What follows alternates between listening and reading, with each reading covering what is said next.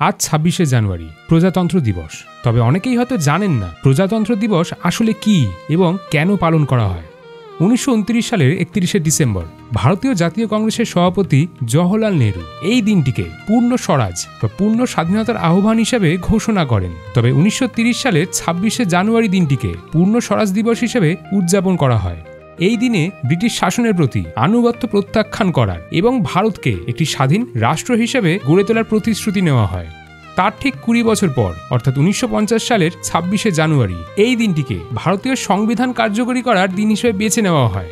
তবে ভারতীয় সংবিধান গৃহীত হয় ১৯৪৯ সালের ২৬শে নভেম্বর।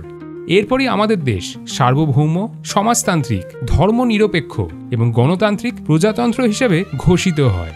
তবে যে ব্যক্তি গণতান্ত্রিক কাঠামোকে দৃঢ় করেন তিনি হলেন ডক্টর বি.আর. আম্বেদকর। ভারতীয় সংবিধান হিসেবে তাঁর নেতৃত্বে তৈরি সংবিধানকে কার্যকর করা হয়। আজকের এই দিনে ভারতবর্ষের প্রথম নাগরিক অর্থাৎ দেশের রাষ্ট্রপতি জাতীয় পতাকা উত্তোলন করেন। এই দিনটিকে উদযাপন করার জন্য দিল্লির রাজপথে ভারতের সামরিক শক্তি, সাংস্কৃতিক ঐতিহ্য এবং উন্নয়নের চিত্র প্রদর্শিত হয়। এই বছর পশ্চিমবঙ্গ থেকে স্বর্ণিম ভারত বিরাসাত আর বিকাশ নামক একটি ট্যাবলো আয়োজন করা হয়েছে।